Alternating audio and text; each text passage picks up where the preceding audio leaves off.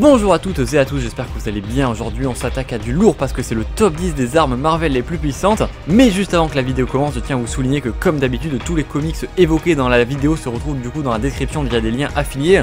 C'est des liens qui contribuent à soutenir la chaîne, donc je remercie par avance ceux qui iront checker la description. Mais trêve évidemment de paroles et passons tout de suite au top 10 des armes Marvel les plus puissantes.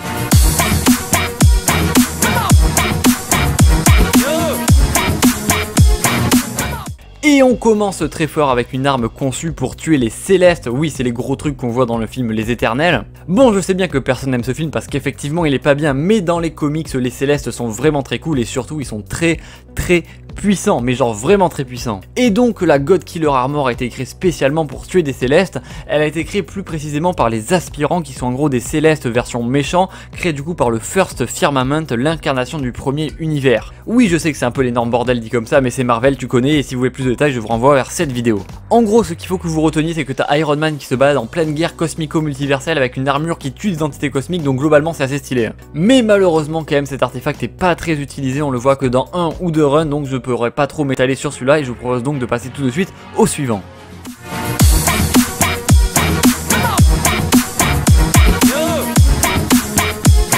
Et pour ce numéro 9, partons plutôt du côté des objets magiques avec le Staff of One, qui est en gros, on va pas se mentir, un gros bâton magique qui peut tout faire, voilà, très puissant comme pouvoir. On le voit notamment dans la série Runaway, qui est très nul au passage, regardez Légion of the Gifted, c'est bien mieux.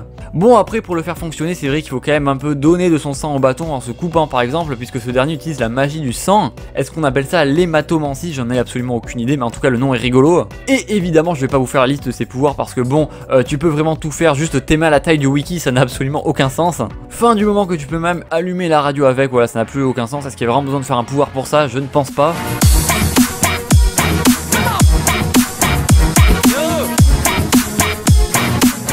Le Darkhold est un recueil de magie ancienne où Stone, un Elder God, a compilé tous les sorts de magie noire qu'il avait découverts.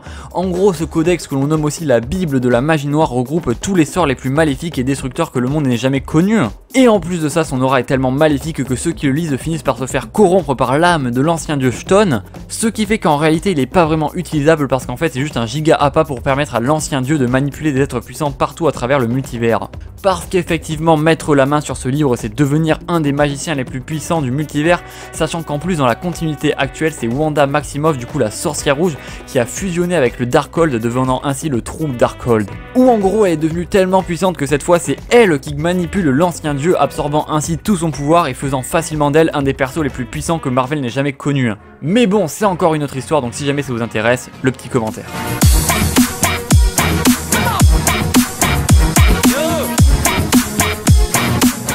The Crimson Gem of Sintorak, ou les joyaux pourpres de Sintorak dans la langue de Molière, est le joyau qui transforme quiconque le touche en une créature invincible nommée le Juggernaut.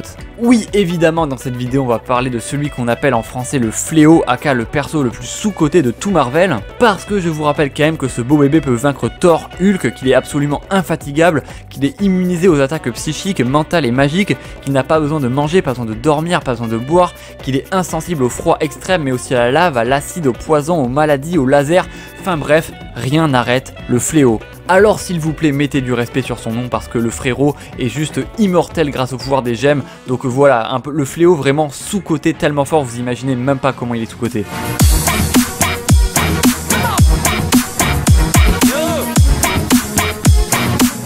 Si vous êtes un vrai fan du MCU, ce qui est triste pour vous d'ailleurs, vous vous souvenez sûrement du film Thor 1 dans lequel apparaissait la Destroyer Armor. Eh bien en fait, oubliez tout ce que vous avez appris dans ce film parce que ça n'a absolument rien à voir dans les comics évidemment. Parce que oui, dans les comics, cette armure a été créée par Odin en personne pour tuer des Célestes, oui décidément tout le monde veut se les faire. Et comme évidemment la Destroyer Armor est un perso des années 60, et bien qui dit années 60 dit vas-y mets-moi tout, et vas-y qu'on tue des dieux, et vas-y qu'on tire des rayons laser, qu'elle peut voler, qu'elle peut même modifier les structures moléculaires des choses, enfin ça n'a absolument aucun sens. Et aussi petit truc assez marrant, si on reprend la description qui est donnée au début des comics des années 60, et bien l'armure est indestructible. C'est pas qu'elle est très solide, genre comme le marteau de Thor, c'est qu'elle est vraiment indestructible, on ne peut pas la détruire. Et d'ailleurs, petit fun fact gratuit, si tu fusionnes la Destroyer Armor et le cadavre de Galactus, eh bien ça crée le dieu de la destruction. Voilà, ça n'a absolument aucun sens, mais c'est le cas. En tout cas, vraiment retenez que cette armure, en plus d'avoir un design absolument incroyable, est en fait plus une entité finalement qu'une arme, même si elle a besoin d'être contrôlée à distance, vraiment cette armure est indestructible et éliminera forcément sa cible d'un moyen ou d'un autre.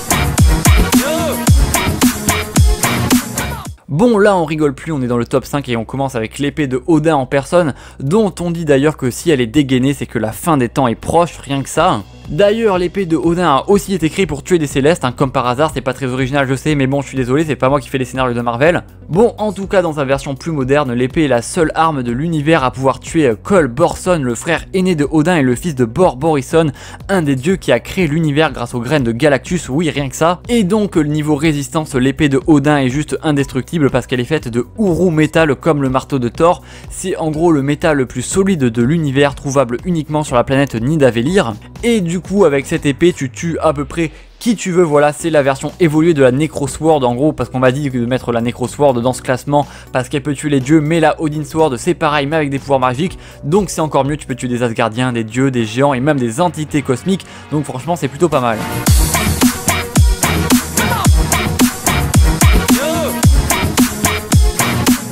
Le Black Vortex, devinez qui a créé le Black Vortex évidemment. Est-ce que c'est Jean-Michel Blanquer? Est-ce que c'est Martin Heidegger? Eh ben non, c'est encore ces putains de célestes, décidément ils sont partout. Bon, en gros le Black Vortex, qu'est-ce que c'est quoi? C'est un miroir qui permet de montrer à celui qui s'y tient devant à quoi il ressemblerait avec son plein potentiel cosmique. Et si la personne dit devant le Black Vortex, je me soumets au Black Vortex, eh bien ce pouvoir lui est accordé. Est-ce que vous vous rendez compte de la dinguerie? D'ailleurs ça montre quand même que le Vortex est doué quand même d'une espèce de conscience ou du moins d'une sensibilité, parce que c'est pas une arme normale, parce que bah vous voyez bien, hein, on est d'accord. Bon après t'as toujours des gigachas de cosmiques comme par exemple Nova qui lui a demandé au Vortex pourquoi est-ce qu'il se soumettrait, le mec en a absolument rien à foutre, il est trop fort. Mais après plein d'autres personnages l'ont utilisé comme par exemple Groot, Ronan l'Accusateur, Kitty Pryde et même Iceman des X-Men qui a acquis d'ailleurs la capacité de transformer tout son corps en glace vivante. Et après dans certains cas les changements apportés restent indéfiniment comme par exemple pour Groot ou Ronan l'Accusateur, mais il y a des fois où les pouvoirs finissent par s'estomper d'eux même s'ils sont trop souvent utilisés.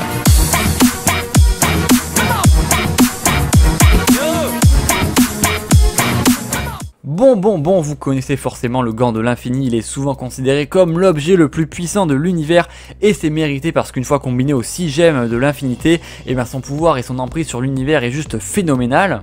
C'est bien simple, si le porteur du gant a une résistance nécessaire, il peut faire absolument ce qu'il veut. Bon, et petit rappel évidemment, donc la pierre du temps donne contrôle total à son utilisateur sur tous les aspects du temps, donc voyage dans le temps, ralentissement, accélération, etc. La gemme de l'espace lui permet de créer des trous de verre, de se TP et même de manipuler l'espace. La pierre de l'âme, quant à elle, permet de manipuler les âmes mortes ou vivantes. La pierre de la réalité peut modifier les lois de la nature et de l'univers. La gemme du pouvoir permet d'augmenter ou de réduire n'importe quelle force dans l'univers. Et enfin, la pierre de l'esprit donne des pouvoirs télépathiques et télékinésiques à l'échelle de l'univers, donc voilà, c'est extrêmement puissant. D'ailleurs, le gant de l'infini permet aussi d'accéder à une quasi-omnipotence, ce qui fait que son porteur dépasse en termes de puissance des entités comme le Watcher, Eternity, Galactus, Mephisto, la mort ou encore les putains de Céleste. Et au passage, petit conseil lecture, le run Thanos, le gant de l'infini de Jim Starlin et George Pérez est juste un classique du comics, vraiment, enfin c'est absolument incroyable. Vous avez, comme je vous disais au début, les liens en description, mais vraiment lisez-le.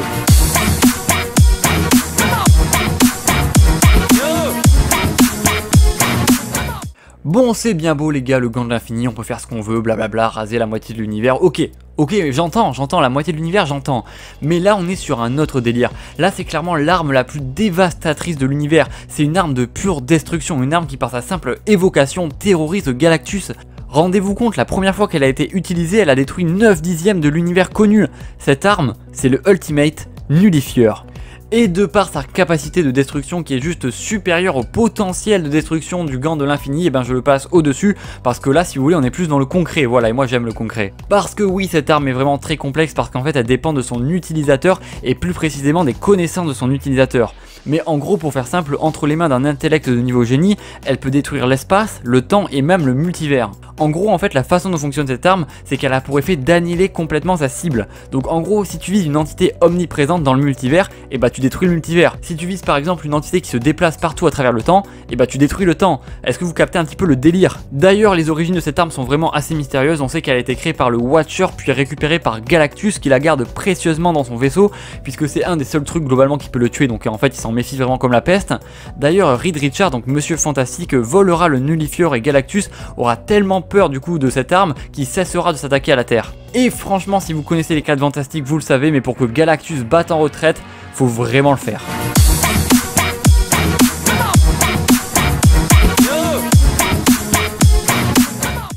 Bon, déjà je vais commencer par la base, on ne sait quasiment rien du cœur de l'univers, on l'a vu une seule fois dans Marvel The Ends de Jim Starlin en 2003, et depuis c'est absolument silence radio. Oui, Jim Starlin c'est le même mec qui a écrit le Gant de l'Infini de Thanos, le mec aime bien les trucs puissants et détruire l'univers, c'est un peu son truc, et d'ailleurs c'est aussi lui qui a créé le Astral Regulator, qui a failli être top 1 de ce classement, mais comme c'est pas vraiment une arme, un peu la flemme, voilà, n'hésitez pas à me dire si vous voulez une vidéo dessus, c'est en gros c'est un truc extrêmement puissant mais c'est pas une arme, donc je sais pas où le mettre, voilà, mention honorable l'Astral Regulator. Mais bref, le cœur de l'univers est un objet slash arme slash entité tellement puissant que les rédacteurs en chef de Marvel ont dit non.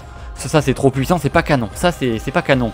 Sauf que évidemment Omnivers, tu connais, tout est canon, du coup le cœur de l'univers est gardé par l'ordre du coup des Célestes, encore une fois, sauf que vous ne connaissez pas les Célestes, c'est un groupe d'aliens mystérieux qu'il a découvert en premier, et dans Marvel The End justement il donne un fragment de ce pouvoir à Akhenaton qui a réussi à détruire sans difficulté tous les héros de la Terre grâce à ce pouvoir. Et en plus de ça, il les a obligés à danser le Mia. Akhenaton, le Mia. Ça s'il vous plaît, dites-moi que vous avez la ref, s'il vous plaît.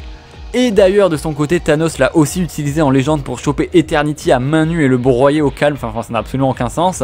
Avec, il a pu détruire et reconstruire l'univers, enfin ça n'a absolument aucun sens le pouvoir de ce truc, tu peux littéralement tout faire. Et enfin, comme ce fut le cas avec Akhenaton qui en avait absorbé qu'un tout petit fragment, et bien le cœur de l'univers finit par plonger dans une terrible folie, quiconque l'utilise. C'est d'ailleurs sûrement cela qui a rendu Thanos fou et paranoïaque, parce qu'il a utilisé lui aussi le cœur de l'univers. Et comme je vous disais au début, on ne sait absolument rien en fait sur le cœur de l'univers, on sait juste que c'est finalement l'entité slash l'artefact slash l'arme la plus puissante de Marvel. Voilà, il fallait bien mettre une limite à un moment donné. Jim Starlin a décidé que ce serait le Heart of the Universe, du coup voilà, c'est le top 1 même si on n'en sait pas grand chose et je trouve ça assez dommage. C'est pour ça d'ailleurs que je préfère la cosmologie de DC parce que c'est souvent bien plus développé. Et donc voilà, c'est déjà la fin de cette vidéo, j'espère qu'elle vous aura plu, n'hésitez pas à la partager, à la liker, à vous abonner, c'est ce qui aide le plus la chaîne car ça contribue à la mettre en avant. Et sur ce, je vous dis à très vite pour de prochaines vidéos et surtout n'oubliez pas de regarder de quoi on va traverser l'autoroute. Je veux pas aller à l'école. Ah bon? Quelle père la vertu vous faites?